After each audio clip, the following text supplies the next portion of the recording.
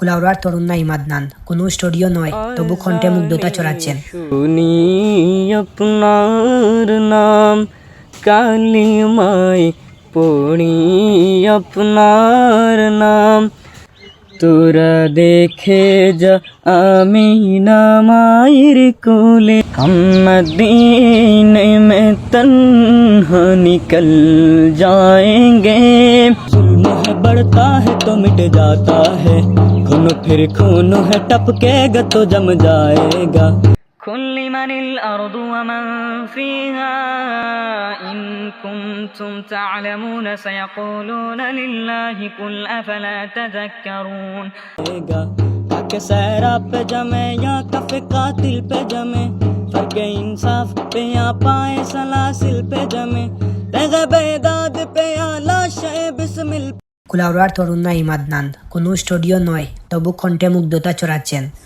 মৌলভীবাজারের কুলাউড়া উপজেলা বুকশিমল ইউনিয়নের বাদে বুকশিমল গ্রামের 18 বছর বয়সী তরুণ নাঈম আদনান ছোটবেলা থেকেই স্বপ্ন দেখেন একজন প্রতিষ্ঠিত শিল্পী হওয়ার। সেই স্বপ্নকে বুকে ধারণ করেই নিয়মিত গজল ও নাশিদ পরিবেশন করে যাচ্ছেন তিনি।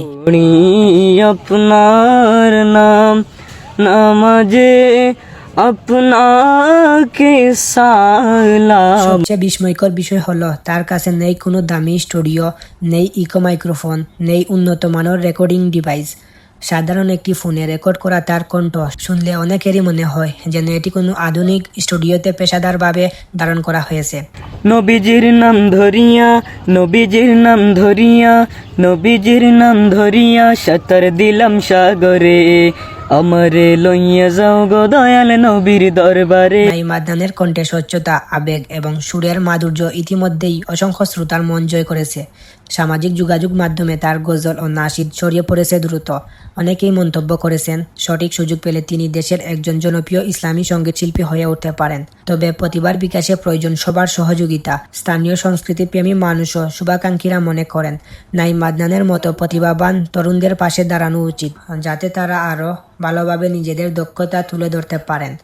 নাঈম আদনানের একটাই স্বপ্ন, একদিন দেশের অন্যতম একজন শিল্পী হিসাবে ইসলামী সঙ্গীতের মাধ্যমে মানুষের হৃদয়ে জায়গা করে নেওয়া। তিনি বিশ্বাস করেন কঠোর পরিশ্রম, ধৈর্য এবং মানুষের দোয়া থাকলে সেই স্বপ্ন একদিন অবশ্যই পূরণ হবে। মোহাম্মদ রাফি, কুলাউড়া ভিশন 24।